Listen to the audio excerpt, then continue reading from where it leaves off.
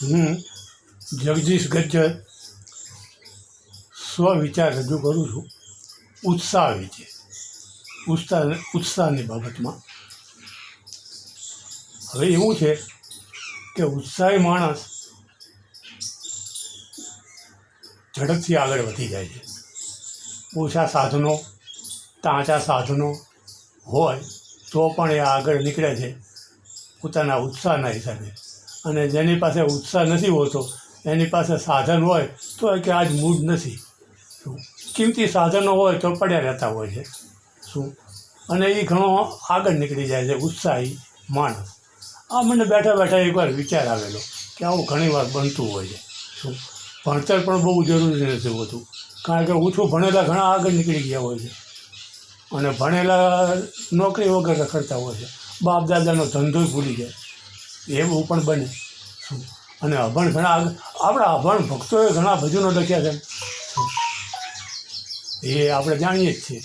એટલે આવું બધું વિચારીને થોડાક વિચારો રજૂ કરું છું. અને ટોળું હોય, ઘણા માણસો હોય તો પણ ઘણીવાર પાછા પડી જતા હોય છે, ત્યાં એક ઉત્સાહી માણસ આગળ વધી જતો હોય છે. એટલે એ વિશે મારી થોડીક રચના.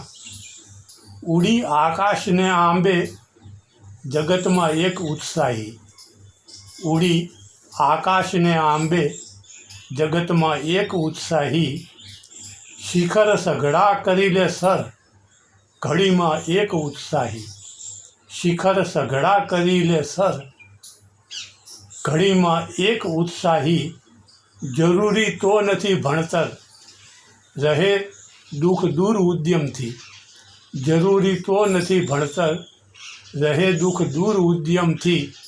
આ એક મુખ્ય વસ્તુ છે કે પ્રવૃત્તિશીલ રહેવું એ બહુ જરૂરી છે. માણસ માટે તકલીફ આવે શું, ભણેલો હોય કે અભણ હોય, તકલીફ તો દરેકને આવવાની. આપણે મોટા મોટા ભગવાનને આવી ગઈ છે, રામચંદ્રજીને, હરિચંદ્ર તારામતીને શું, એટલે મોટા મોટા ભૂપને તકલીફ તો આવે, પરંતુ આ ઉત્સાહી માણસ છે એને તકલીફ ઓછી લાગે છે. તમે એકલા બેસી રહો તો ખોટા વિચાર આવવાના, પણ તમે કંઈક પ્રવૃત્તિ કરો, આ ચોપડી આમ મૂકો, આ વસ્તુ આમ મૂકો, ઘરમાં કંઈક ગોઠવણી કરો તો તરત જ ફેર પડવાનો. એટલે ઉદ્યમ કિંમતી છે ભણતર કરતાં પણ શું.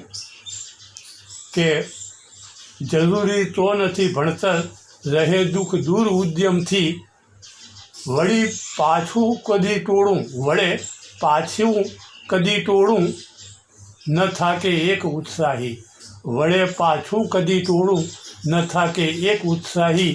આમ એક ઉત્સાહી માણસ ઘણો આગળ વધે છે. આપણા જીવનની અંદર ઓઇલિંગ પૂરે છે, જેમ મશીનની અંદર પણ દરજી સવારમાં કામ કરે પહેલાં જ ઓઇલિંગ કરે મશીનમાં, એવું ઓઇલિંગ આ ઉત્સાહ જીવનમાં ભરે છે. એટલે ઉત્સાહી માણસ હંમેશા આગળ નીકળી જાય છે. નમસ્કાર.